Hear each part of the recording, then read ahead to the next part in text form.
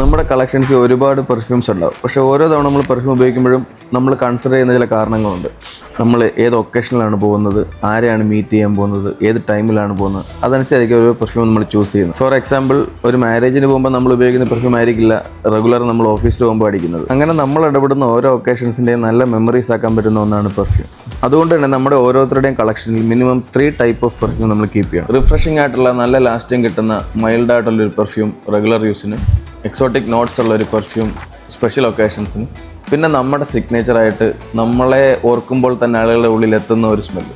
അവിടെയാണ് പെർഫ്യൂം കസ്റ്റമൈസേഷനെ പറ്റി നമ്മൾ പറയേണ്ടത്. നമ്മുടെ പേഴ്സണാലിറ്റിക്ക് അനുസരിച്ച്, നമ്മൾ ഇടപെടുന്ന ഒക്കേഷൻസ് അനുസരിച്ച്, നമ്മളുടെ ഇൻട്രസ്റ്റുകൾ അനുസരിച്ച്, നമ്മളുടെ ഇഷ്ടങ്ങളനുസരിച്ച് നമുക്ക് വേണ്ടി പെർഫ്യൂം കസ്റ്റമൈസ് ചെയ്യാം. അവിടെയാണ് നമ്മളെപ്പോലുള്ള പെർഫ്യൂമേഴ്സ് വർക്ക് ചെയ്യുന്നത്. നിങ്ങൾക്ക് ഇഷ്ടമുള്ള സ്മെല്ലുകൾ നിങ്ങൾക്ക് വേണ്ടി സ്പെഷ്യലായിട്ട് മേക്ക് ചെയ്ത് തരാൻ നമുക്ക് പറ്റും. ഇങ്ങനെയുള്ള ഇൻഫോർമേറ്റീവ് വീഡിയോസിന് നമ്മുടെ പേജ് ഫോളോ ചെയ്ത് കൂടെ കൊടുക്കുക. താങ്ക്